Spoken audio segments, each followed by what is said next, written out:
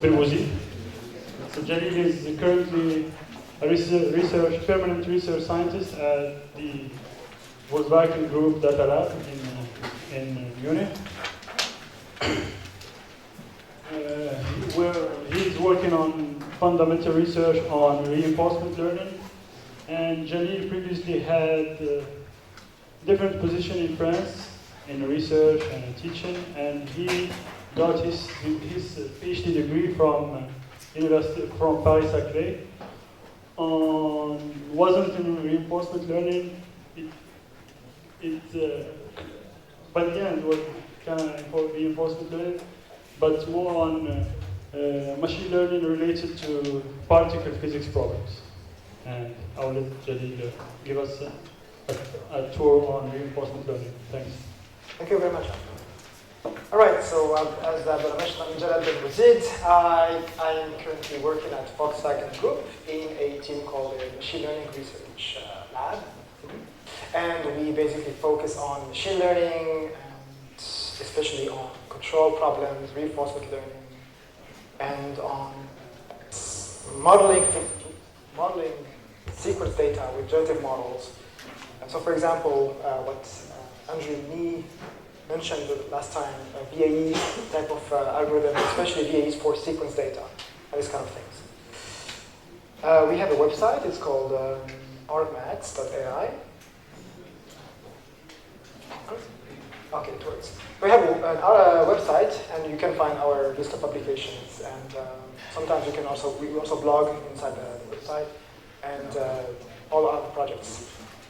All right, so I would like to start with a little poll here, and I would like to know basically your level of interaction with the reinforcement learning so far. So please raise your hands if you have already heard of reinforcement learning. In principle, everyone should raise his hand and their hands. Okay, so Hossein mentioned that in his first talk, and actually even other speakers mentioned that. Okay. Now,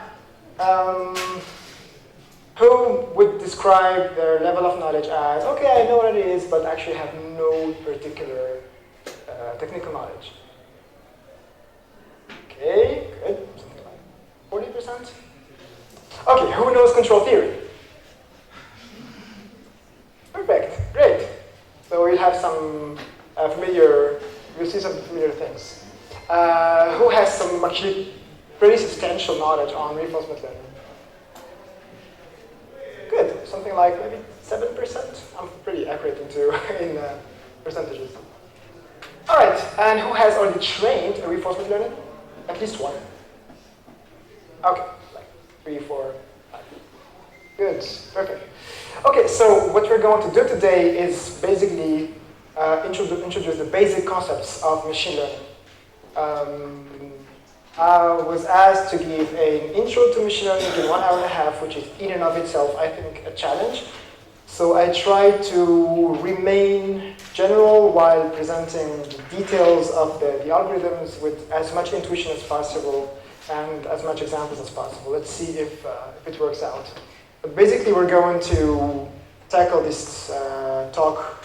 We're going to have this talk in 3 parts. The first is going to concern the basic concept of reinforcement learning.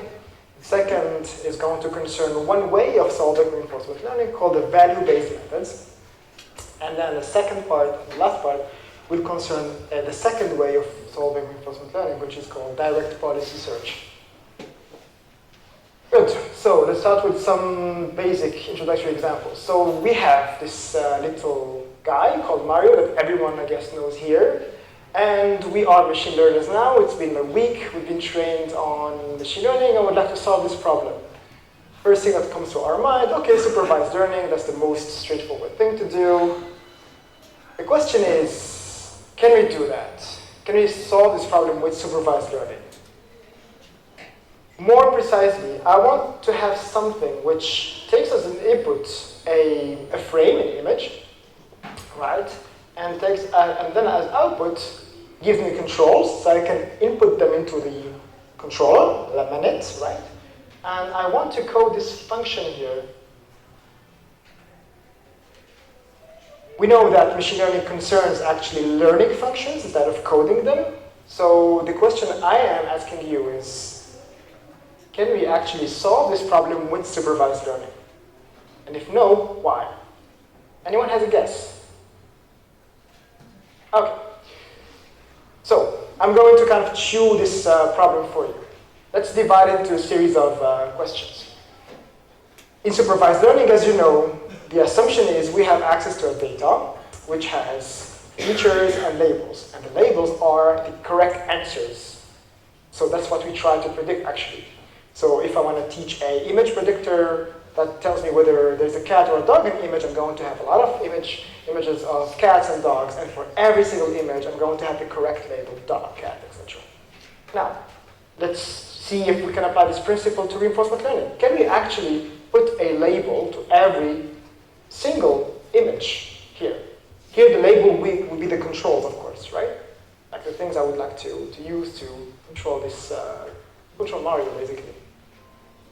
I guess everyone agrees it's very difficult to actually label every single frame with the correct one. Okay. Let's assume that we actually have these labels, okay? So, we have this kind of oracle, which is going to give us the perfect action, the perfect control to apply in every situation in Mario. And the question becomes, can we actually, like in supervised learning, just gather some data, start our data collection enterprise, and just run our learning algorithm? Yes? No? Who says yes? Who says no? Who says nothing? No. Why not? Yes? Because there is an infinity of actions. Absolutely. Of actions? Of states. Do you mean of states? Yes, exactly. So, okay, let's say, for example, label a bunch of images, and then we apply them when we're happy, and we finish the stage, and suddenly we have a new stage, and we have new dragons or whatever, or new monsters we have never seen in our training data, and bam, now we cannot generalize. Okay, so supervised learning so far doesn't really solve the problem. Now, let's say that instead of having actually the correct label for every frame, we have just a signal, like a number, for every single action that tells us whether, like, that qualifies it, whether it's good or not, but actually just gives a number, it assigns a number to this action.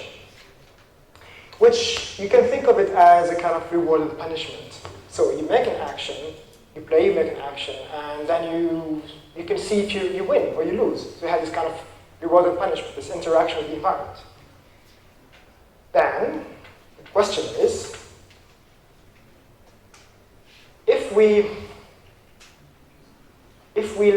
we apply some actions, and then we see that actually it kind of allows us to play the game, what tells me that there is no other way of playing which is actually better and provides me with better rewards, better scores, or even unlocks new stages, and then which would provide me more pleasure when playing. So we have this issue of, do I carry on playing the way I play currently, or do I try something else, which potentially can bring me new reward, better reward? But the risk is, it might also make me play worse in a worse way, right? Okay, and my last question would be, actually, can we associate a reward for every action?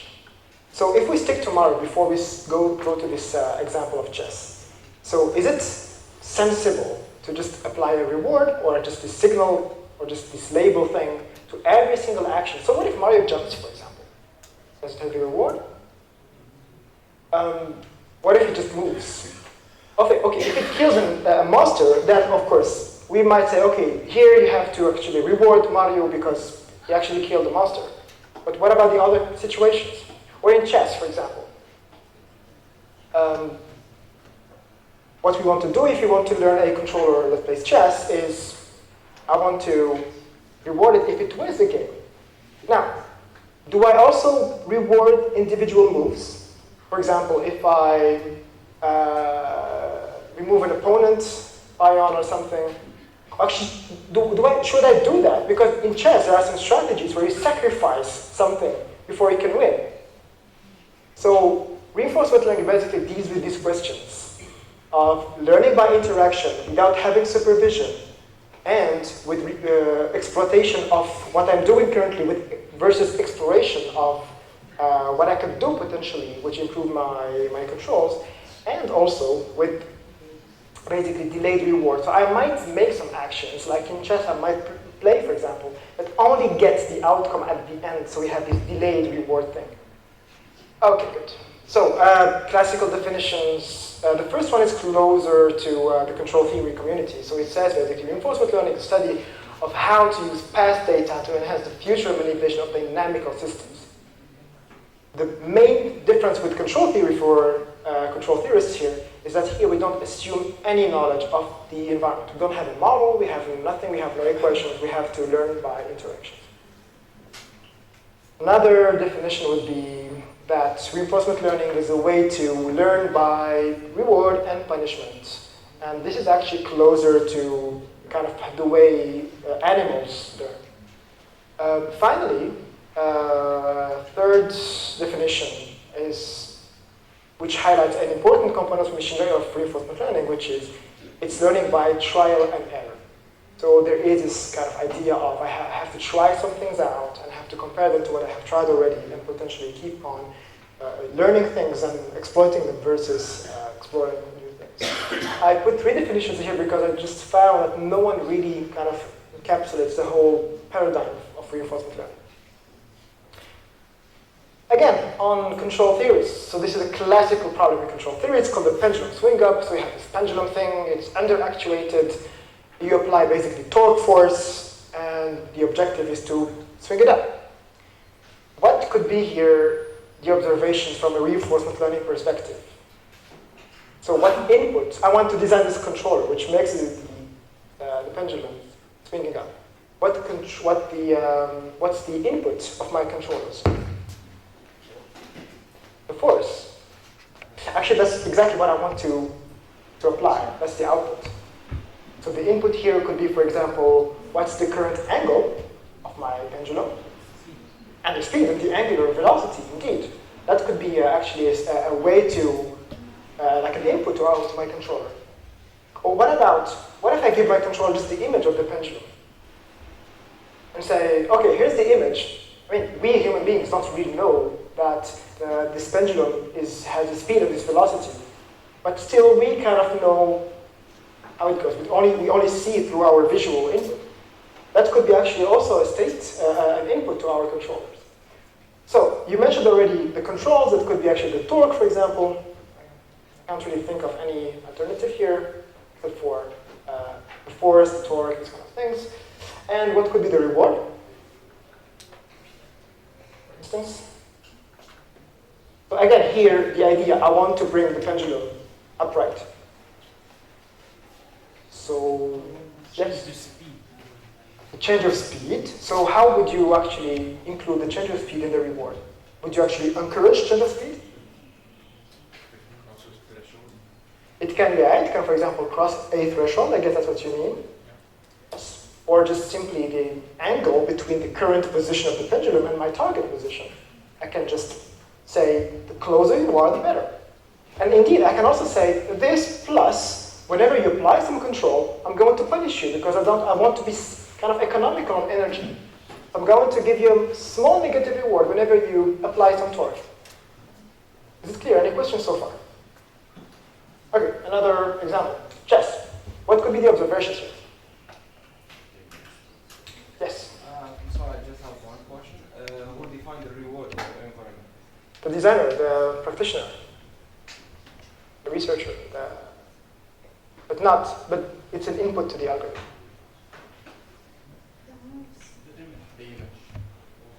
The image, indeed, like for the pendulum, or the position of every single piece, for example.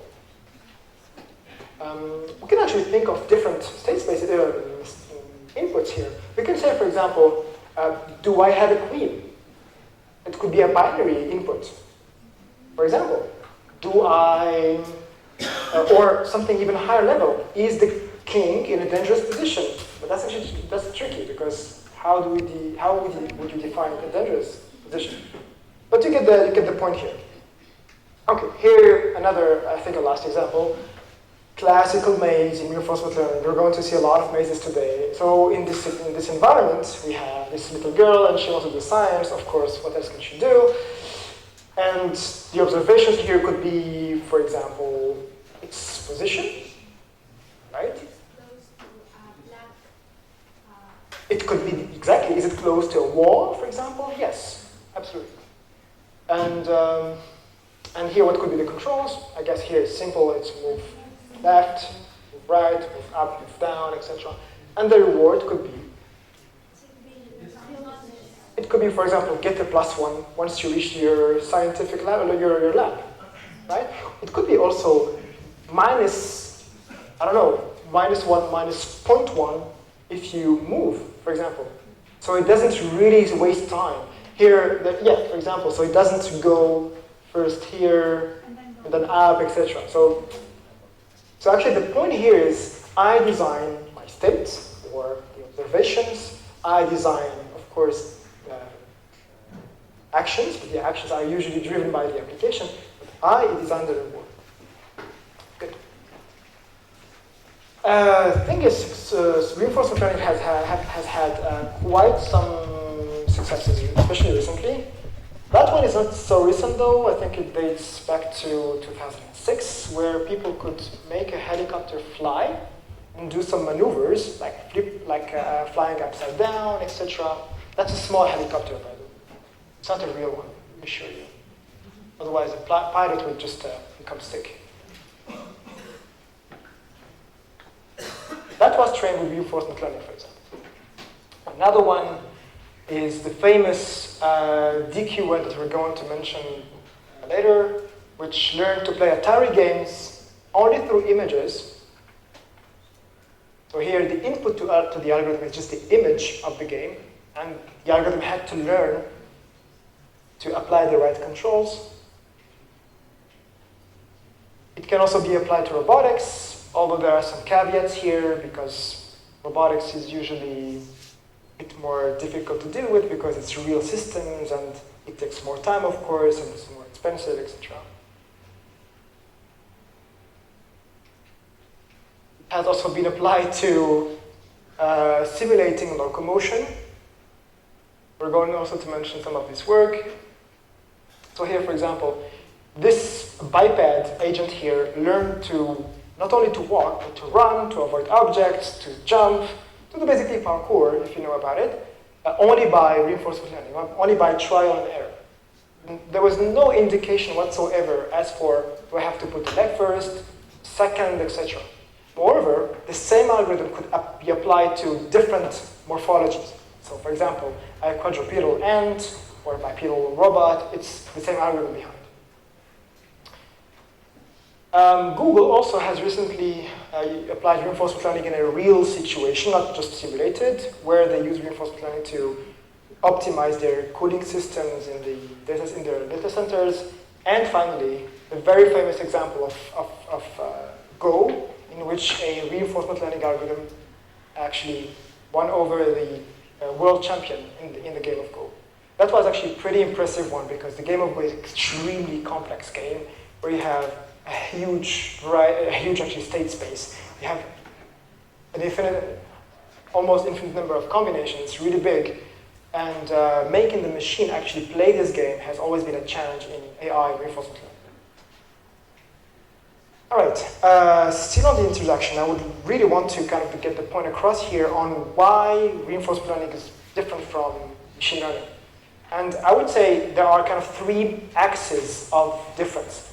So we know that there is usually supervised learning, in which we have a set of labels along with our data. There is, we also know unsupervised learning, in which there is no labels whatsoever, and we try to find some structured data or apply some clustering or just doing some density estimation. Reinforcement learning is somehow in between, where we have this evaluative feedback. We don't know the correct answer. We don't know what move I have to do at chess, but we kind of have a characterization of whether it was good or not, because once the game is ended, I know whether I won or not. Second, and And the consequence of this evaluative feedback is, now that I don't know the right answer to my controls, I need to try things out, see if they bring me a good reward, but then potentially I also might try other things to see if they bring me better reward. So we call this the dilemma of exploiting my current knowledge or exploring new opportunities. It's classical in our lives. For example, I've been working for 3 years in this company. I'm okay, I'm feeling good, I have a good salary and everything. Should I actually change company? Because potentially I might be more happier elsewhere. Or should I just say, okay, that's the max I can get. I just have to stick with it. That's the idea behind it. The second line of differentiation here is that the rewards can be delayed, as we mentioned. So you might get the information about how good you were acting much, much later on. The third, the consequence of it is what we call the credit assignment. Again, the same example of chess, for example. So I make this, let's say I just played a game of chess and I won. How do I know which of my moves actually led me to winning? This is called credit assignment. And it's a very fundamental problem in reinforcement learning. And finally, this idea of now my data, my inputs, my states, actually depend on my own actions. So this basic assumption in supervised learning, which is that my data is independent and identically distributed, no longer holds.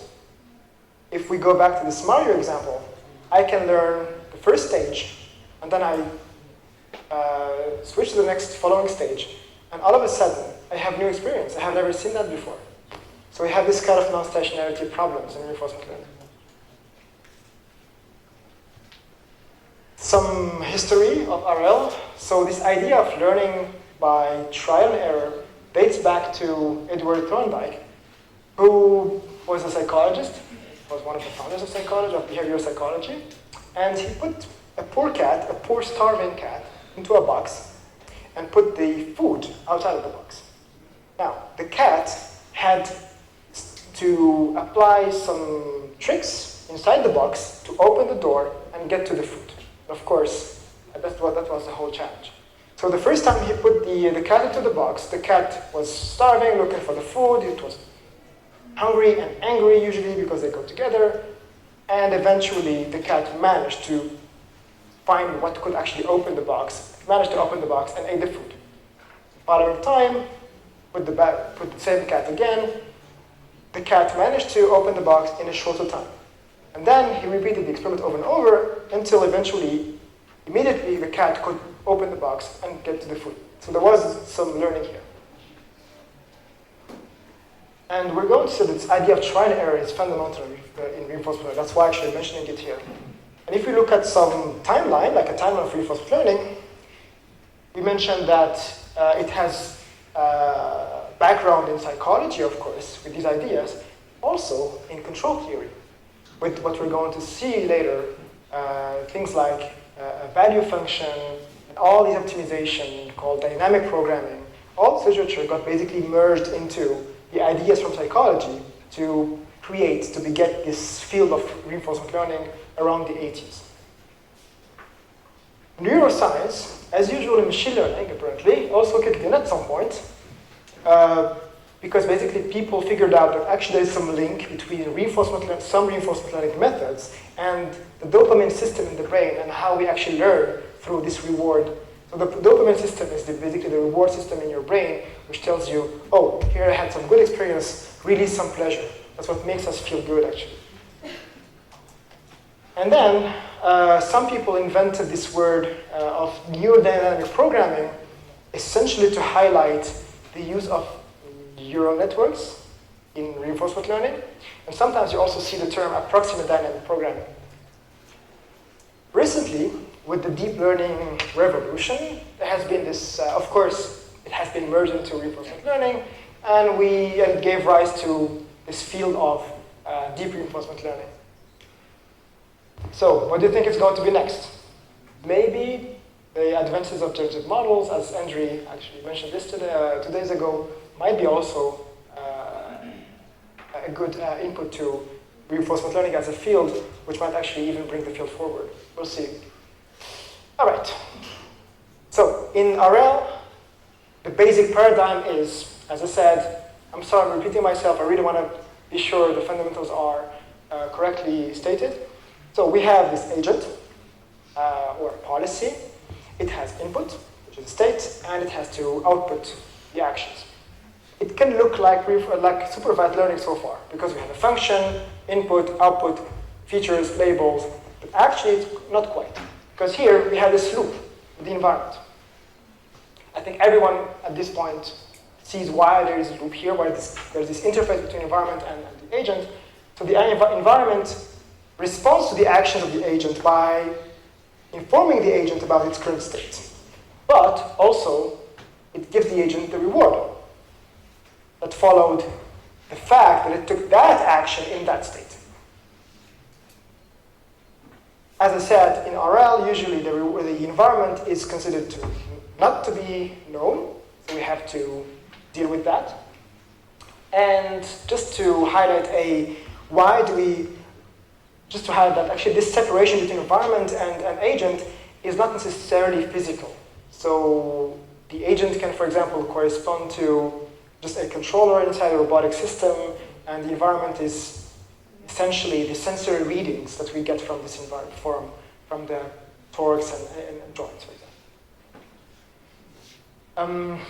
One little note here.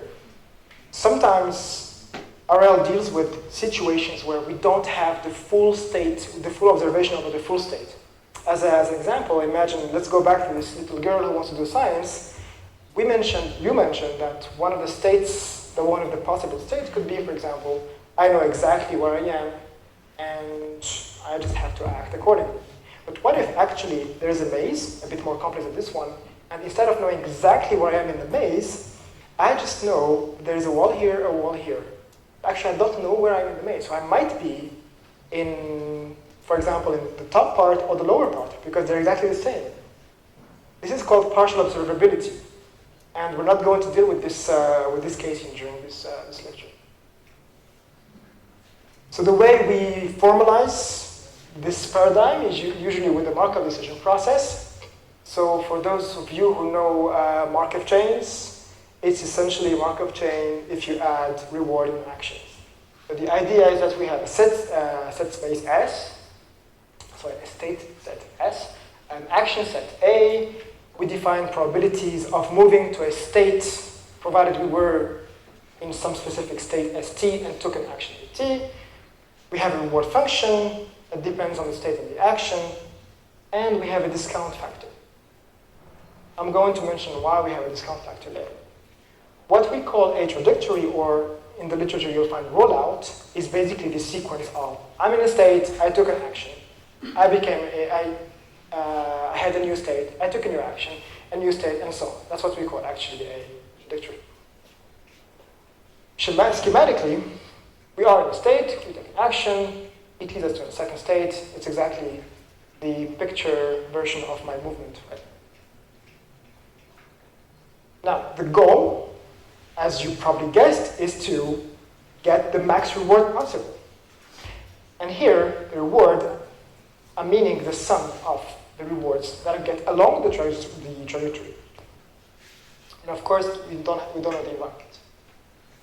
In this game, we assume that the agent is rational. I think. Is it? Rational. What do you mean by rational?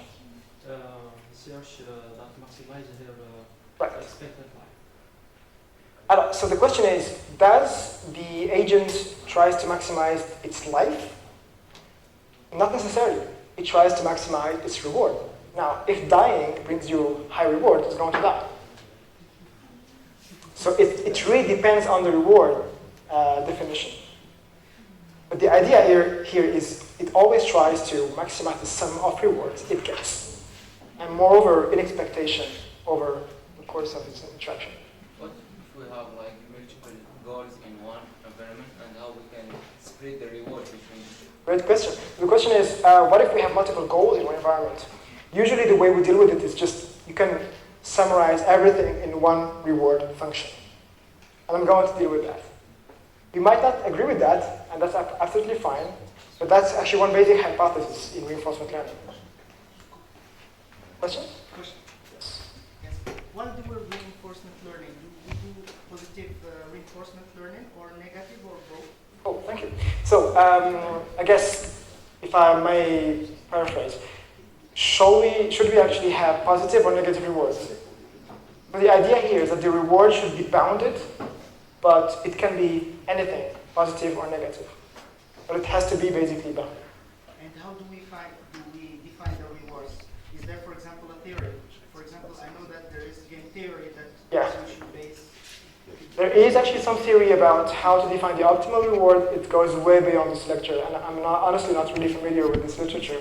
But usually, in most of the cases you'll encounter, people just define the reward because it gets the job done. I would say, like, the rule of thumb generally is put a positive reward for things you would like to reach, and a negative one for things you would like to avoid or discourage.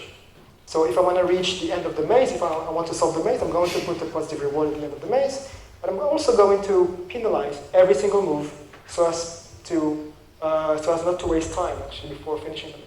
Because when you have multi-agents, I think that the Nash equilibrium would be the perfect choice, because everybody will win. Yeah, I mean, Nash equilibrium doesn't really apply in many situations in reinforcement learning, but again, here it's not multi-agent setting. For now, we just assume one agent. One important assumption in the MDP, and that's the M part of MDP, is the Markov assumption. Basically, what the Markov assumption says is, I have all the information I need to make a decision in the current state. In other words, I don't need to store all the trajectories so far to know exactly how to act. Also, the next state is only determined by the current state. So differently, the past and the present are independent if I know the the future and the past are independent given the present. Right? Let's ask you some questions. Let's go back to this pendulum example, for example. Is it a Markov state? If I know the angle and the angular velocity. So let's go back to the pendulum. If my state corresponds to the angle and the angular velocity, is it Markov? Meaning, can I predict what's the next state if I know these two pieces of information? Yes, I agree. And what if I only know the angle?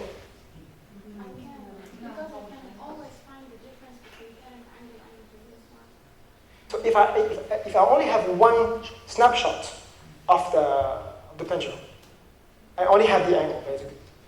Is it Markov? Why? For example, and even if it's going down, I don't know which velocity it's going down, actually. Exactly, so you get the idea of Markov property.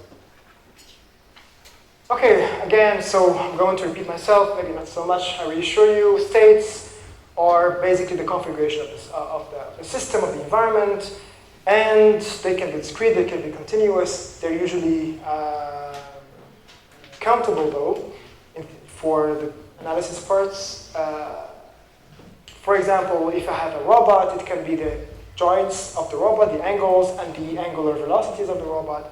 It can also be, in the case of video games, a couple of frames concatenated. That could be, for example, the state space. Actions, same thing, they can be continuous or discrete. In some literature, they're called controls. So I might use that interchangeably. As an example, they can be the torque applied to a pendulum, the torque applied in a robot, in a robotic arm, or just moving at maze. And the goal is to learn this function here, the policy pi, which is basically a mapping from states to actions. But I think so far it's clear. Any questions? As an example of an MDP, let's take this basic example taken from Wikipedia. We have a state S0.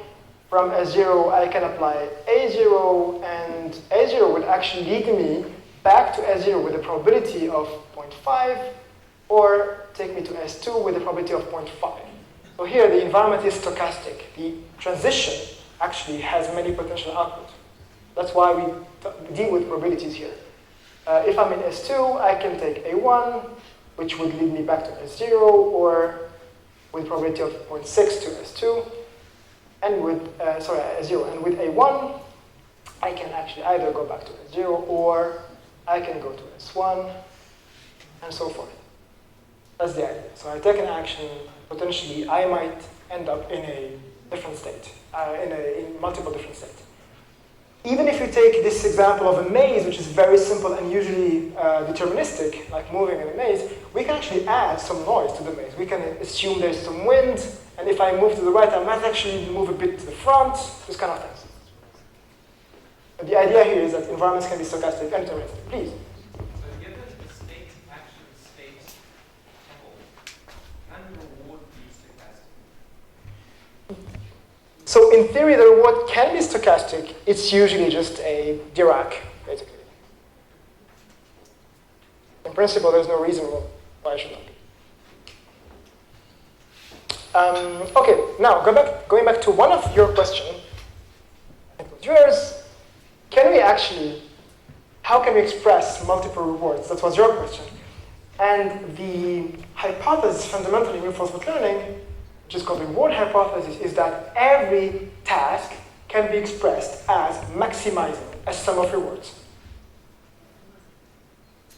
Do you agree with that? I think you don't, right?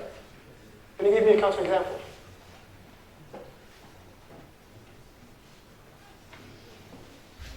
So, just the point is, that's basically what we assume, and that's how we solve the problems. Now, as I mentioned, the reward is evaluative, it's not indicative. It can be sparsely delayed, and the point of the reward is to express what I want to achieve. And one important point here is that usually, if I just act so as to maximize my immediate reward, it doesn't really solve the problem. So greedy policies, greedy being usually in computer science, acting basically only taking into account the short-term horizon. So if I just act greedily, it might actually solve the problem, might not solve the problem. So I need to really think ahead, way in time. So I mentioned reward so far, but there is actually this notion of return, which is this idea of I'm not going to be interested in the immediate reward, but actually I'm going to be looking at the sum of rewards along the trajectory. And this is called the return. So it's the sum of the rewards times this discount factor gamma here. So the discount factor here basically expresses the fact that, which is a real number between 0 and 1, expresses that I would like to focus on closer rewards more than rewards that come further in the future. So because it's a number between 0 and 1, and it has a power of k, so it means the longer I am in the step, the bigger k is, the smaller this discount factor is going to be. And if you think of it intuitively, I think it makes sense. We usually prefer immediate rewards rather than long-term rewards. There's even some studies in psychology that show that if you present two options to a person, whether you gain, say, $10 immediately or wait for 2 days and then gain $50, most people will choose the immediate reward because it's now and it's guaranteed now. That's the idea. But also, even mathematically, it makes things actually more easier to deal with. Please.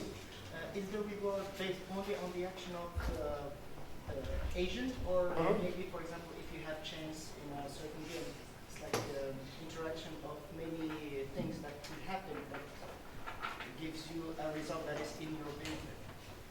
So here, usually this is a kind of agent-centric perspective. So the reward is proportional to the state of the agent and the action it just took. Sometimes in the literature, you'll see that the reward depends also on the future states you will be in, or even sometimes only on the state, not the action. But the idea is, it really depends on the policy of the agent. There's no notion of multiple agents interacting with each other and then defining a common reward. There is in the literature, but not in the kind of classical definition of it. I think I mentioned enough rewards so far. For example, we might have defined a reward as +1 if I win a chess game, or 0 or -1 if I lose. If I want to learn a walking robot, I can just say, okay, I'm going to reward you according to how long you can walk. So the robot is going to try different configurations, and whenever it finds something good, it's going to remember it and then try new things until it actually can walk longer distances. So as an example here, we have, again, this little girl who loves science, and a state here corresponds to a square in the maze, for example. I think we have covered that enough. And by the way, here we can also add a reward to the state, to the maze, sorry. We can say, for example, instead of doing science, let's be more abstract, we can define a reward of +1 if the girls come here, and -1 if she comes here. Just an example. Let's keep this example in mind, it's going to come back later. One short remark on episodes. So an episode is basically the interaction of an agent with its environment for a number of steps until it finishes. So for example, the episode could be a game of chess, but actually there are also continuing tasks in reinforcement learning. So if I want to learn a controller for a cooling system, for example, it's going to be a function which acts all the time on the actuator, on the controls. This is called a continuing task, which doesn't have final states. And usually there are these two type of tasks in reinforcement learning, but fortunately, we can just assume that we can unify them by simply assuming everything is continuing and doesn't have an end. Actually, the thing is, once it really ends, we assume that the reward, it just loops over the final state with a reward of 0 and a transition, which keeps it in that state. That's just a way to unify the two perspectives and just carry on this session with the same framework. One important point, though, is counting is optional in the episodic case, because I know the episode is going to end. So if I compute my return, I know it's finite.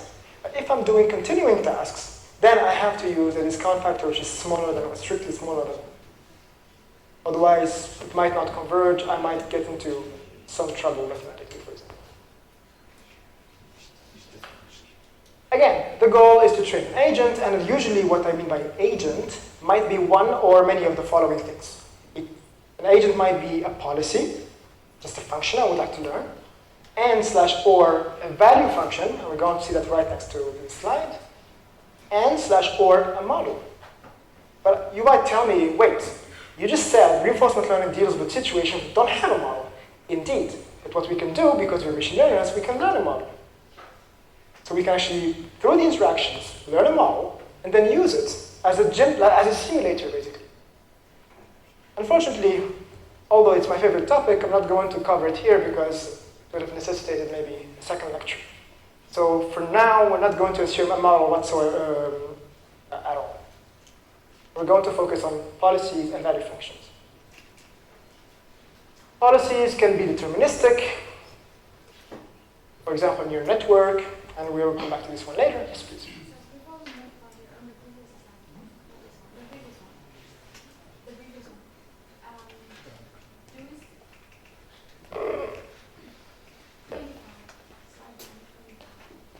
Yes. In this case, do we still have bounded during word? Yes. Word is always bounded. But we don't know what our goal is. How can we find it? How can we bound it? The idea here is just to assume that the reward cannot go to infinity. As long as it has a max, it's fine. And a min. The sum of gamma to k is always bounded.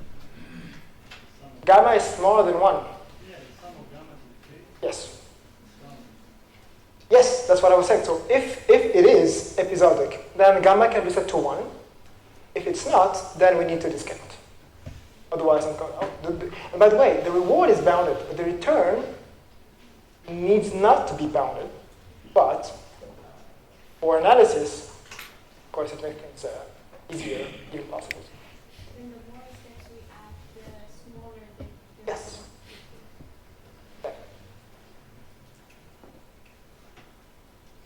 So the policies could be a policy could be deterministic, and it can also be stochastic. So the action I make can be just a evaluation of a, for example, neural network, and it can also be sampling from a distribution. Just to make this clear. And note that the policy here does not depend on the full history because of the Markov property, which makes things much, much simpler. Good. Some policies for the maze. For example, here I have a random policy which has a 1/4 probability of moving in each direction. Of course, if it hits a wall, if it hits the edge of the maze, it stays where it is. We can also think of a different policy which always goes to the rightful D state and has a probability of moving to 2 different states here, or here has a basically acts as a random policy. That's another example of policy. Or we can also think about a pure deterministic policy, where for every state it has one action it's going to make. All right, so do we have questions so far before we tackle value functions, which is one of the fundamental notions in reinforcement learning? Good. So as I mentioned, RL deals with the long-term return, which is the sum of rewards. Now, in expectation, this long-term return is called the value function. This notion of value function actually comes into many algorithms in RL, as you will see. And the idea behind value function is I'm going to average over all the different possibilities according to my policy, and of course according to the environment, to the probability of transition to another state, and I'm going to sum the rewards along the way. So what's the expected reward I get if I'm in a certain state?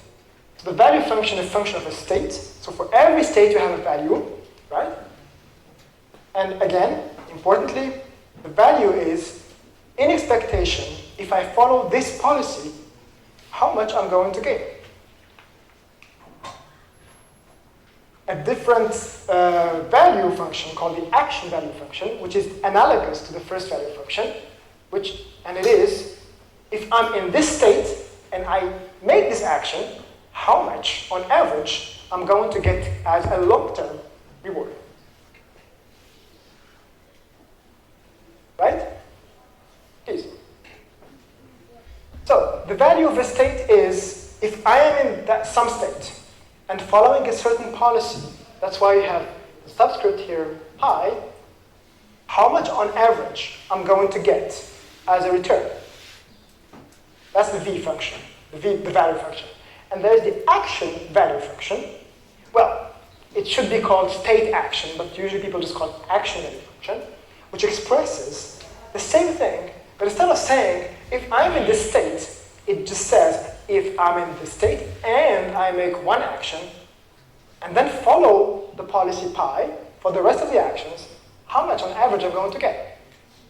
That's the idea behind value functions. Now, a very important property of the value function is it's recursive. Yes? If we are talking about the V function, what I understand that it depends about the long-term gain. Yes. When we have the agent, we don't know about the reward about every stage in the environment. How we can calculate about the gain of the other. Thank you for the question. The question is, since we don't know the environment, and your value function here actually takes into account all the possible futures, given your policy, how can we compute it? And that's exactly. There is a remark here. That's the definition of Markov property. I would say they are related, not quite the same thing. The Markov property just tells you that if I am in a current state, I don't need the past information. This is enough for me to know exactly what I should do and where I should go if I make an action. But here, the idea is, this is currently just theoretical. So here we kind of assume, just for now, that we have the probabilities of going into subsequent states. We have the transition probabilities, basically the probability of going to state S prime if I'm in state S and then state action A. For now, we just assume it just for the theory. But actually, the whole point of reinforcement learning is to actually estimate this function even if you don't know these probabilities. So for now, let's just say the value by definition is how much return I get if I am in some state. Or analogously, the action value is how much return I am if I'm in a certain state, I make a certain action, and then I carry on applying the policy pi. Okay? Now, the interesting thing here is the value functions have this recursive structure, and we can see it clearly here. So the definition says it's the sum of the rewards in expectation. We can take one reward out of the sum. We can recover the sum starting from the next state, and because the expectation here can go inside in virtue of the law of total expectations, we recover the value function. The idea here is that the value function is going to be in expectation the reward I get plus some discount factor times the value of my next state.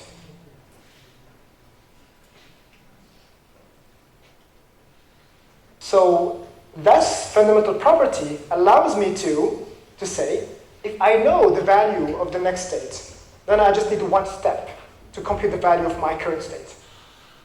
And that's a fundamental property we're going to be using basically throughout the lecture. Which conditions that the VP should be verified to exist? The question. Condition that VP should be hard to exist. DP? VP.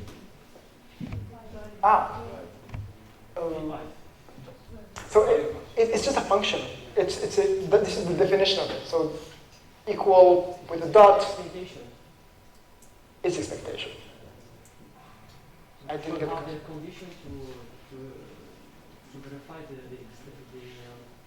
exist this expectation? Not necessarily. I am defining it. It's my tool. I am defining this function as the expected return.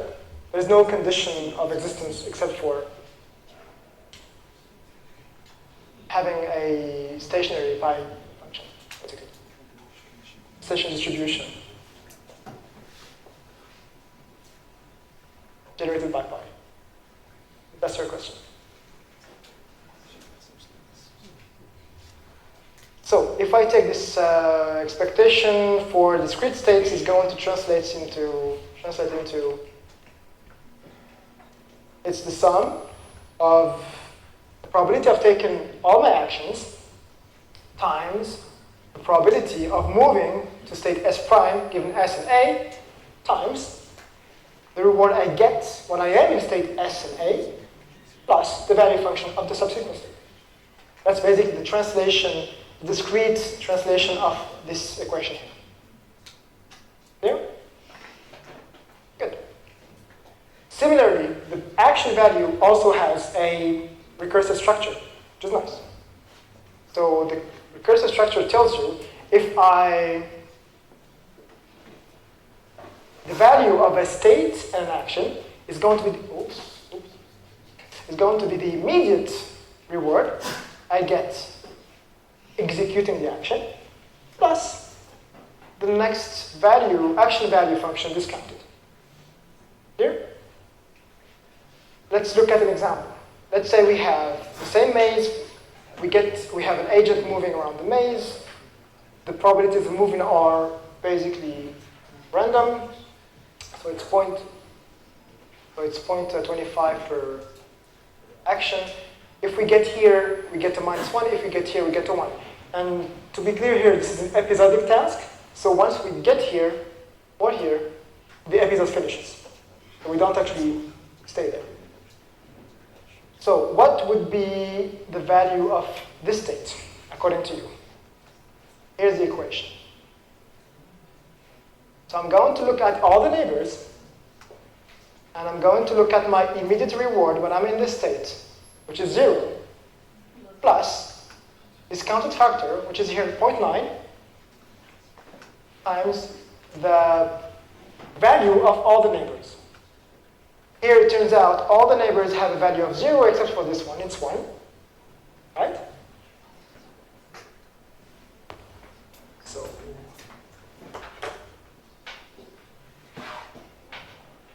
here we have a value of 1, a reward of 1, sorry, here. So let's assume the value here is just 1, and it's an end state anyway. But the value here is going to be proportional to, let's call this one x.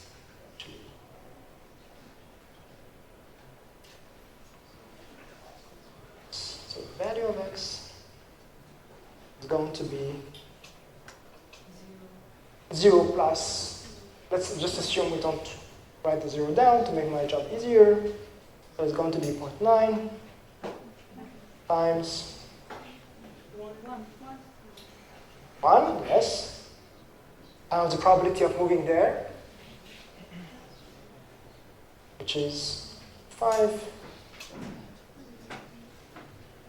So that's basically just for this transition. And then I do the same thing for this transition, and of course this one. So plus, same thing. But all these are actually 0. And I'm left with this guy here, and it's going to be 0.9 times 0.245, sorry, and this is basically 0.221. So from the value of the last state, I could calculate the value of the neighboring states based on the policy which tells you I am a random policy. Yes? Excuse me, why you didn't add the neighbor of the other neighbor? Because the equation tells you that the value needs to take into account not only all the states, all the actions that you can do, but also all the future states that these actions can lead you to. Right? But the other states of that can the states that the future states can lead you to. Here we consider the neighbors of, say, the first order. Why not the second order? Good question. What I'm doing here, so the question is, here we only took one transition. Why don't we carry on following the whole thing? What I'm doing here is starting from the final states, going backward, and iteratively reaching all the states. And this algorithm has a name, we're going to see it later. So again, I did the same thing for this guy. So this guy is going to take into account its neighbors, right? And then we compute the same equation, and so on and so forth, until we compute the whole horizon. If that's your question.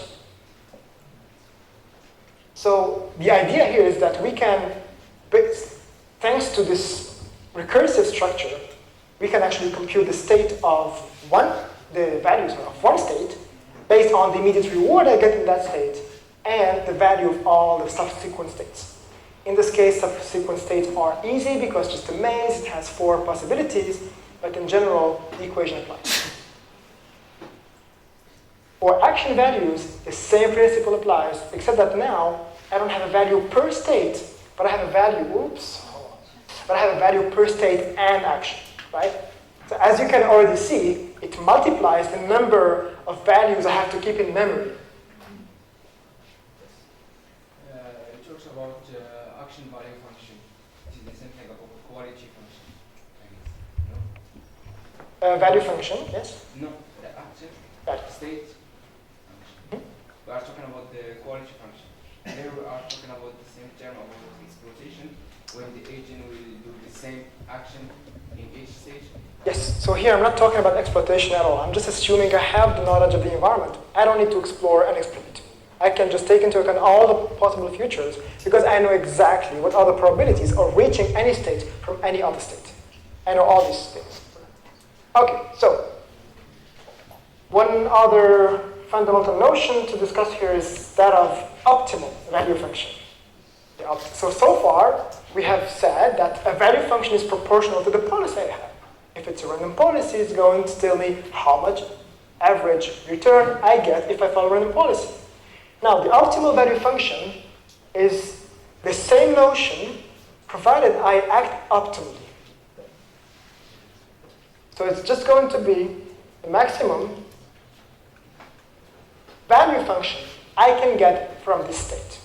So if we go back to the maze example, if I follow random policy, it's going to have its corresponding value function, but the optimal value function is going to not look at any other policy except for what if optimally I maximize my reward.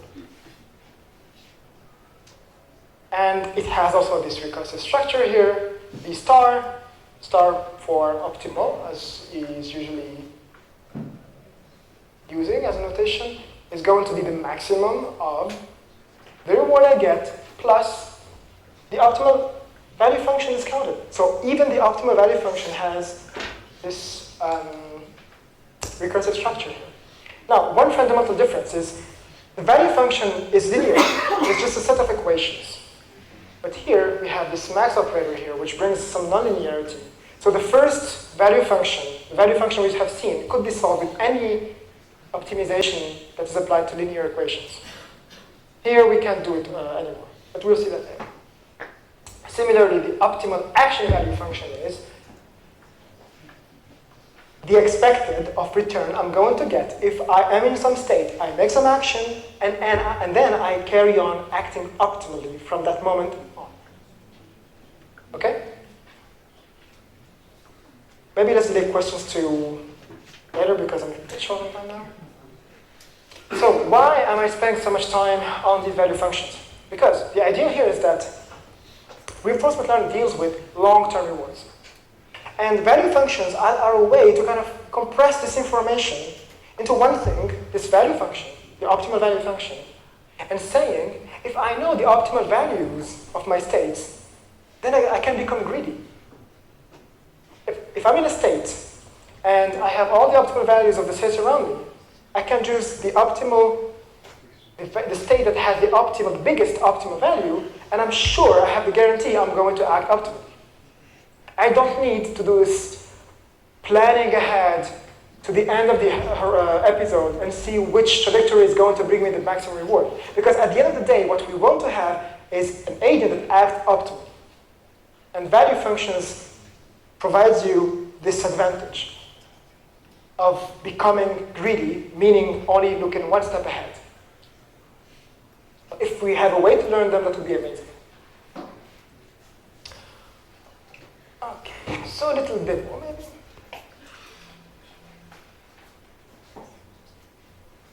I put the link to the demo, of course, in the slide, so you can also play with it later. I encourage you to do so because it's really nice. So here I have a maze again. I have walls in the maze.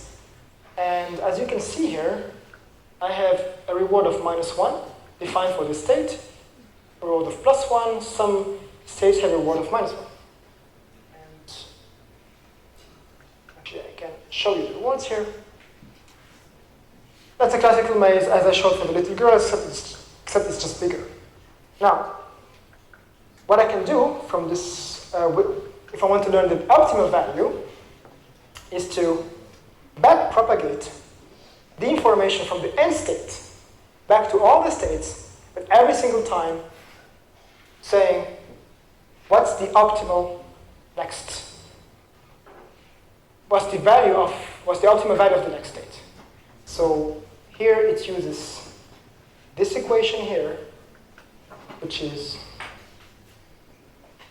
basically the optimal value of a state is going to be proportional to the reward I get in that state and the optimal value of the next state. As you can see it, I'm going to toggle it again. So it starts with the end state and then propagates the values all over the other states. We'll see more of that later. So if you don't understand how it works, and it's absolutely normal because I haven't mentioned it yet. Any questions so far? How is the action function different from the value function? Because actions open up with a totally state, so how does it add like value? That's a good question. So how, if I understood, how are the action value and value functions related, right? Actually, they have a direct connection. So the action value is basically the reward I get making this action plus, the optimal action value, the reward I get plus the optimal value function. And vice versa. The optimal value function is going to be the average of the optimal action value across all the actions. Actually, they are related, of course. Okay, so let's recap. We have an agent, and the agent gets a reward. The sum of the rewards is the return.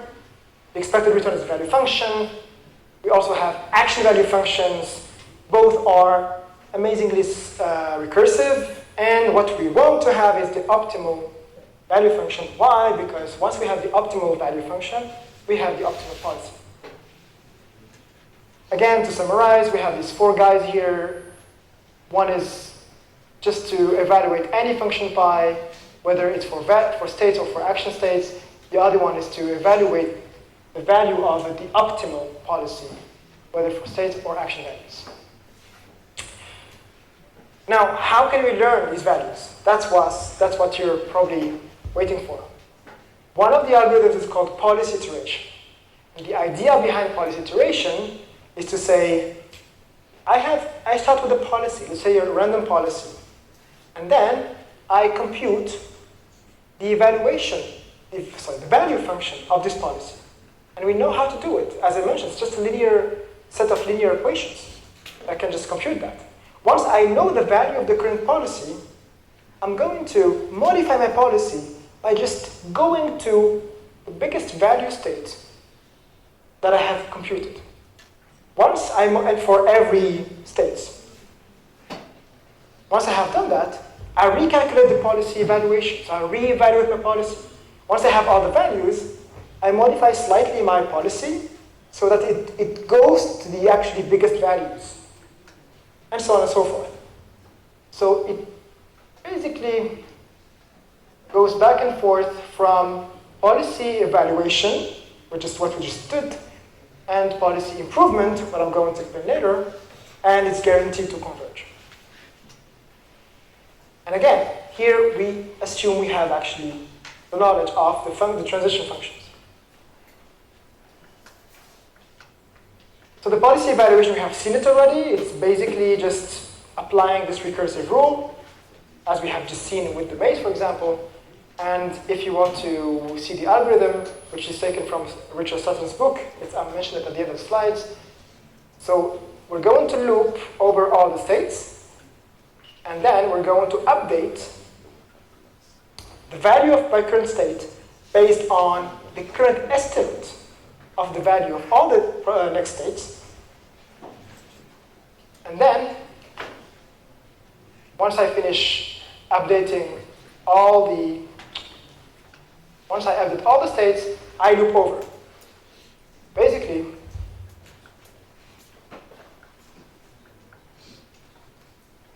the idea here is I'm going to iterate through all the states and apply this recursive equation, which goes like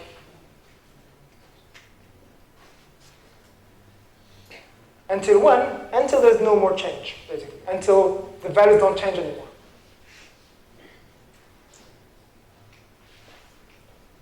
Once I have these values for all the states, what should I do? Again, I'm just going to iterate over all the states, and I'm going to argmax. I'm going to look at the next states and just choose the one which has the biggest value. And I change my policy accordingly, and I do it for all the states. Now I have a new policy, I'm going to evaluate it again. Once I have the new evaluation, I'm going to improve the policy again, and so on and so forth. That's the whole algorithm. I'm going to skip through it. You can find it in the slides. Another way of solving this set of equations called value iteration, which is very similar to the other one, except that now we don't keep track of a value and a policy, but we directly make use of the equation of the optimal value function by directly updating every optimal value of a state with the maximum optimal value of the next state. I'm going to go a bit fast on these ones, because what really is interesting here is, now that we don't know the environment, the transition functions, because we're doing reinforcement learning, how can we do that? And the idea is to use sampling. So instead of assuming, okay, I have all the probability transitions for all the states, I'm just going to assume I am an agent and I'm going to explore the state and update my values on the fly. And here comes the dilemma between exploration and exploitation. One of the most famous algorithms is called Q-learning. And essentially, Q-learning is going to do this optimality equation update that we have just seen applied to only the states I visit. So the assumption here is that I'm going to visit all the states an infinite number of times. You can think of it somehow like Monte Carlo estimation, but instead of doing Monte Carlo for every single state, Monte Carlo is basically just a way to approximate a value by just averaging over many samples. So I could, for example, say, okay, I'm in this state, I'm going to run many times and see how much average I'm going to get, how much return I'm going to get. But instead, what Q-learning does is, I'm going to be here, I'm going to make an action, and update the value function based on my reward and what I think is the value of the next state.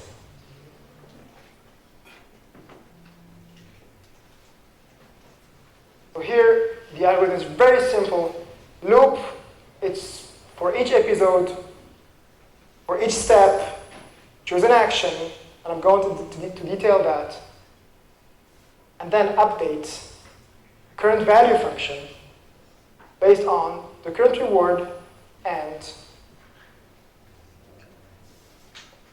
the value of the maximum, or actually the maximum value I can get from that state value. And then you can tell me, yes, but how can we ensure that we can visit all the states in an infinite number of time?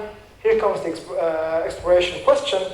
Usually the easiest way to explore is called greedy exploration, which basically is, I'm going to define a probability of exploration of epsilon. So with a little probability, for example, 0.1, I'm going to try a new state. And for all the other situations, I'm going to stick to the greedy action, which is the action that maximizes my Q function. Q-learning is proved again to converge, provided that the learning rate here, alpha, follows some properties. Basically, it doesn't decrease too fast, and it doesn't diverge, and that the exploration is properly set up, meaning it's going to visit all the states. So far, we have seen value functions, value iteration, and Q-learning only on small environments, where I can actually count the states, and I can put everything in a table and have the value of this state is that value, the value of that state is this other value. But what if I have a huge number of states? What if I want to play chess? What if I want to play, for example, Atari games from an image? Then all of a sudden I have a humongous number of states, because basically every combination of pixels is a state, even though, of course, not all the combinations are valid states. But the idea here is that I can no longer store everything in memory, and even for continuous states in robotics. So how can I solve that? And here comes supervised learning. The idea here is to say, instead of putting everything in a table, all the states in a table, I'm going to approximate this table with a function. So we had previously the value of pi, the value of state given pi. I'm going to learn a function to fit this function with a function approximator. Same thing for Q. I previously had Q of S and A. Now I'm going to fit this function with another function, like in your network, for example. The change here is that if I change the parameter of my neural network, it's going to impact many states. So I have to be careful with that.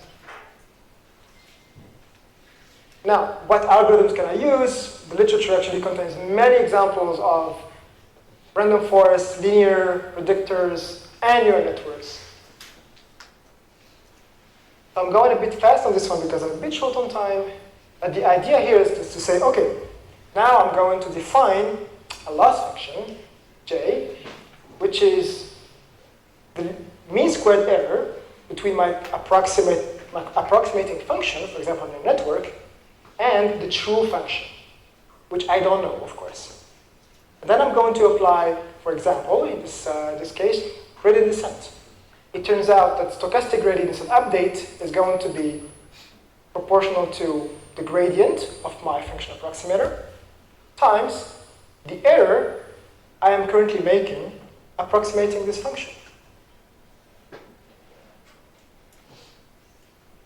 Then the idea is just to gradient descent and hope that my linear approximator on your network is going to actually fit the value function. In the case of a linear approximator, what you find very often in the literature in the past 20 years is linear combination of basis of features. And we have actually talked about features so far, just didn't call them like that. When we mentioned that we were in a maze and we can define, for example, distance to a wall or presence of a monster in the game, that could be a feature, for example.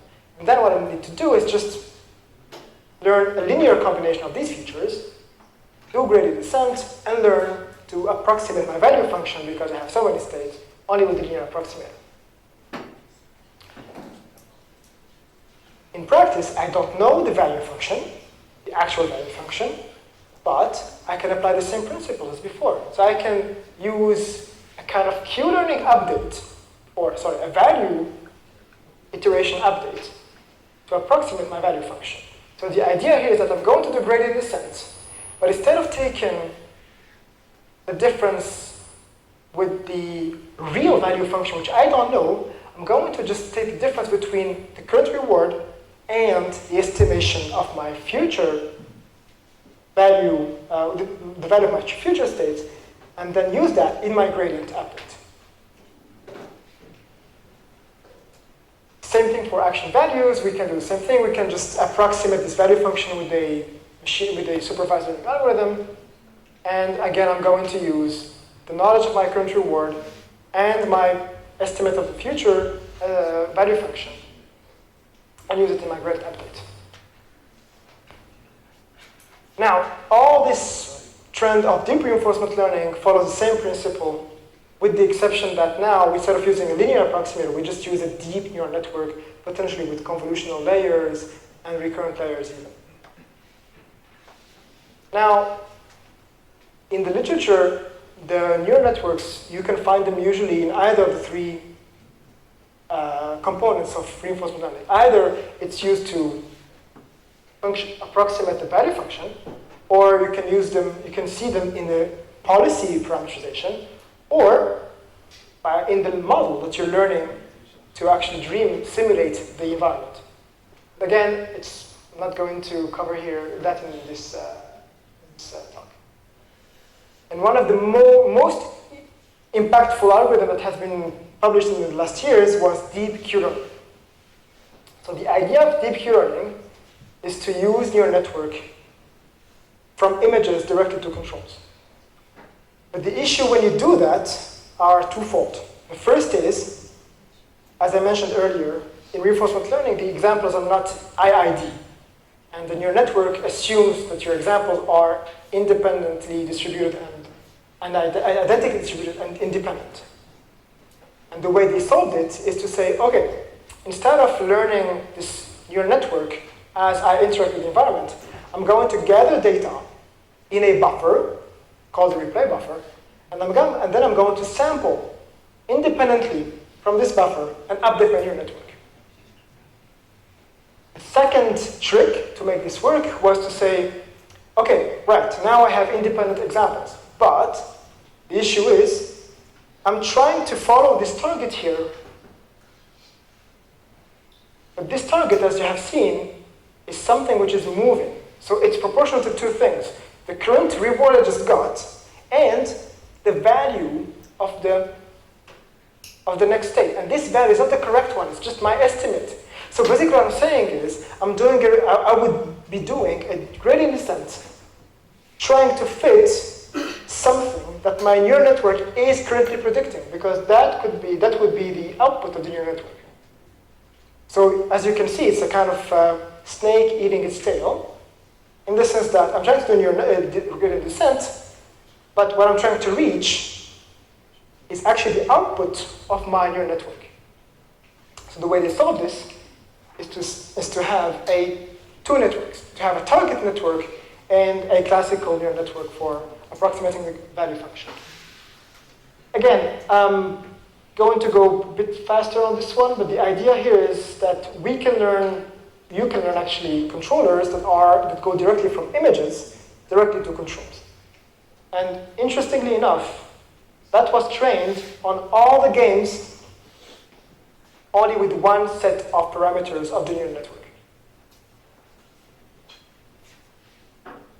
So here, there is this Space Invader game, for example, but also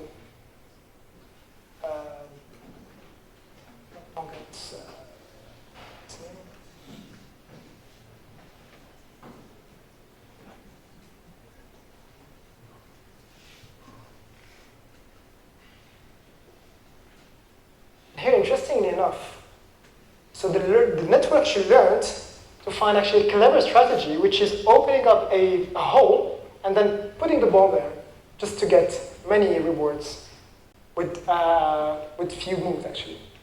So the whole thing was learned with a neural network with these tricks of having two networks and a replay buffer. All right. How much time do I have? What do I have left?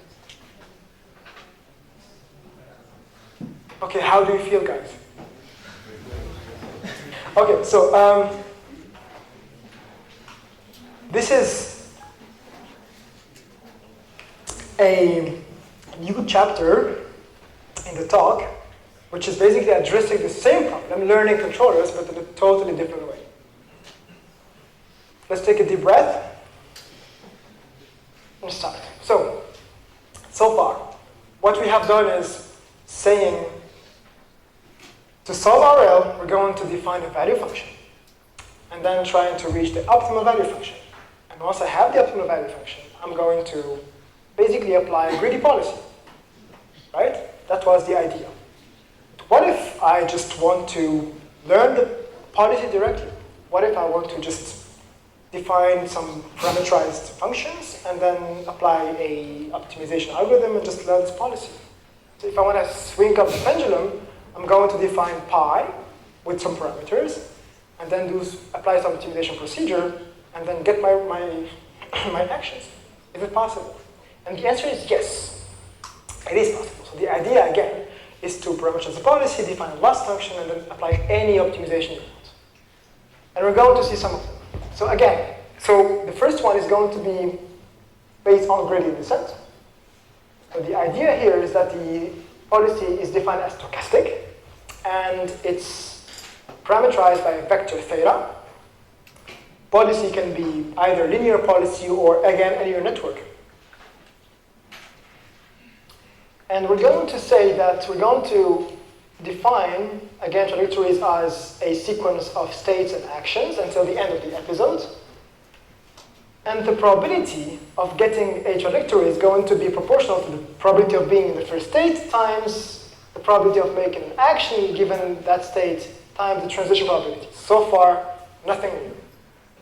And we're just going to overload a bit the notation here by saying that the reward of a trajectory is going to be the sum of the rewards that we get along the trajectory.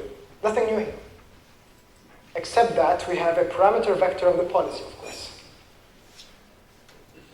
So the idea here is to define a loss function. For example, I can say, I want to maximize the expected reward I get along all the trajectories I want to experiment. It's going to be the expected reward with respect to all the taus, all the trajectories I'm going to get through interactions. And the idea is to find the optimal set of parameters, theta. So I guess so far it's familiar, right? It looks a bit like supervised learning. So I have defined the loss function. In supervised learning, for example, you have mean squared, you have cross entropy loss.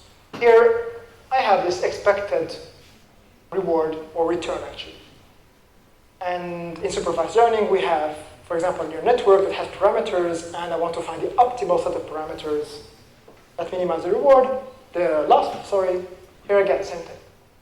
Issue is, if I want to apply gradient descent here, this guy is not differentiable because we have said nothing about the reward function so far. We just said it's a scalar, it depends on the actions and the states, and nothing more. And here the trick is a series of transformations called the likelihood trick that are well known in statistics. And actually they have many names. They have been kind of reinvented in different fields, in optimization, in mathematics, and in reinforcement learning. And in reinforcement learning, it's called the reinforce trick. And the idea here is to say, okay, that's the gradient of my loss. Okay? That's the gradient of my expectation. The expectation is just an integral. So I know I can put the gradient inside the expectation because it's linear. And then the trick here is to say, I'm going to divide and multiply by the same quantity, so basically by 1, provided that there is always some non-zero probability of interacting with the environment. And then I'm going to switch these two guys so as to make this one appear here. And the trick here is that this one is, so the gradient of a function divided by that function is actually the gradient of the log of that function. And so here I end up with the integral over all the trajectories of this gradient of the log of my probability of trajectories, which is basically the expectation. So I went from that guy, which was assumed to be non-differentiable, or actually from the gradient of that guy, and my loss function was not assumed to be differentiable, and ended up with the expectation of my loss function times the gradient of the log of my trajectories. That's actually interesting, because now I can see that the gradient of my loss function is proportional to the return I get, like how well I'm doing, times the gradient of the trajectories I'm following. So here I'm really acting in the trajectory space. Let's go further. So we have this result so far, and let's take a look at this guy in particular. So the log of P of tau is going to be the log of P of S1 plus all the rest. So basically all the multiplications become additions. And if we take the gradient, all the terms which do not depend on theta just disappear. So we went from the gradient of J, and now we're reaching something which is the sum over all the steps of the gradient of the log of my policy. And everything here is differentiable, except for, of course, the expectation, but here I can do a Monte Carlo. So I just take samples, I compute this quantity here, and I get my gradient. That's interesting. So I went from something which was not differentiable and ended up in something which I can actually compute a gradient upon and then just apply it. So here's an algorithm. Interact with the environment, generate n trajectories, compute R, the blue guy here, the cumulative reward, compute the estimate of the loss function by simply multiplying with the derivative of the log of my policy. Again, the policy, I define it. So I can take something differentiable, like a neural network, for example. and then update the parameters. That's great. And that's exactly what the reinforced learning algorithm does. So instead of learning a value function, I'm just parameterizing a policy and just following gradient descent and optimizing my parameters. The algorithm is here. Again, let's just skip it for now because I think it's clear. And let's look at this guy in particular. Because I said it was stochastic. Turns out for continuous spaces, you can just parameterize as a Gaussian around a, so Gaussian parameterized by a mean and a variance. Sorry. And the mean here is very often a neural network. So we can actually backpropagate the gradient through it, as we have seen in the practicals. And the gradient of it, which you don't even have to compute because you have TensorFlow, has this form here. For discrete actions, you can take a softmax and you'll end up with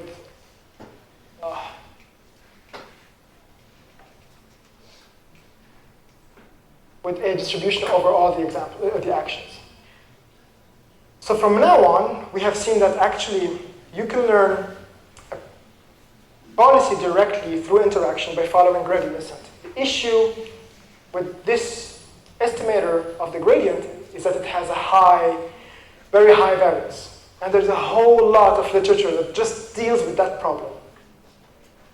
And I'm not going to detail it here. You can find it in the slides along with some references, but there are many ways to reduce the variance of this estimator. For example, adding a baseline.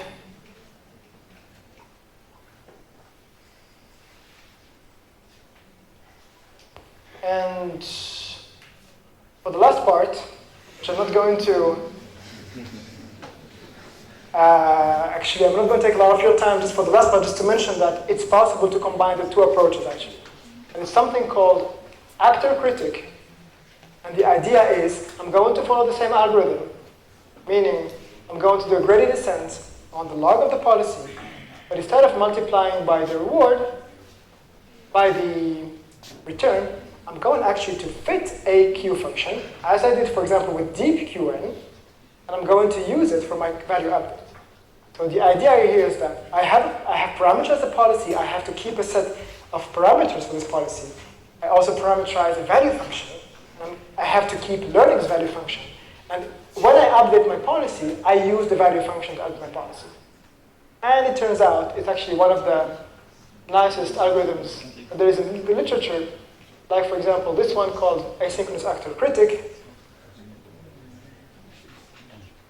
which can swing up, for example, pendulum from images, as we have mentioned at the beginning of the talk, or learn a kind of first-person shooter that tries to find apples and eat them. Okay, so there's one more thing I'm not going to cover here, but the idea is that you don't need to use the gradient. So basically, you can use any optimization algorithm you want. For example, evolutionary algorithms, or even random search to learn the parameters of your policy. And it turns out it can actually give you good results in many cases. So that's the bottom line of the last part. Okay, good. So if you have one thing to take from this session, is that in RL we have two main ways of solving a problem. The first one targets a value function. So first you need to learn a value function, and once you learn the optimal value function, you can learn the policy. The second one says, no, I'm going to learn the policy directly. And potentially you can combine them in something called the actor-critic algorithm. And again, you have all the references in the slides. There are, of course, many other topics in reinforcement learning I haven't covered here. I just put them here for the sake of, I would say, interest and curiosity. You can find them later. If you ask me for references, I would give you these three books, which are actually, two of them are actually freely available online. And as for libraries and frameworks, there are plenty of them on GitHub. You can find them. And let's finish with this one. Thank you.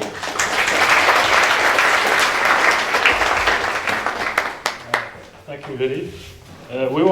We won't take any questions, but Jalil will be here because we need to free you up if some people are taking train, etc.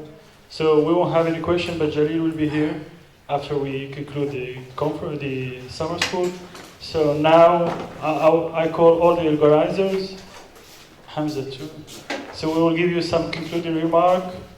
I will let Hussein start. Okay, so the summer school is coming to an end. I hope you enjoyed it. You had an exciting time. You learned a lot of things. You networked with many people, hopefully. So I would really like to thank the local organizers, Saad, Ikram, Abdullah. So please give them a round of applause.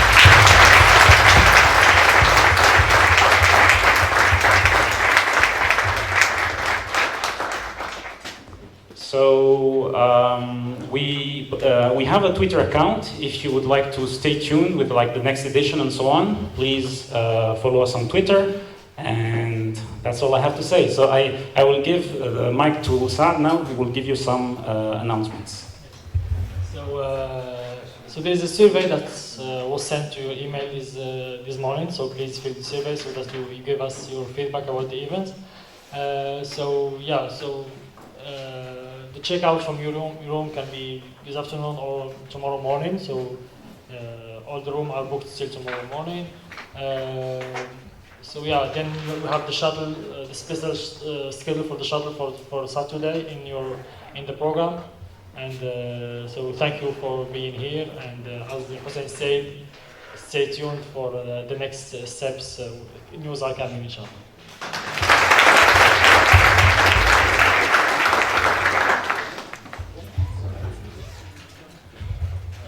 Thanks again. I would like to thank every participant for being here for the whole week and for being active in the labs. I had actually practical information.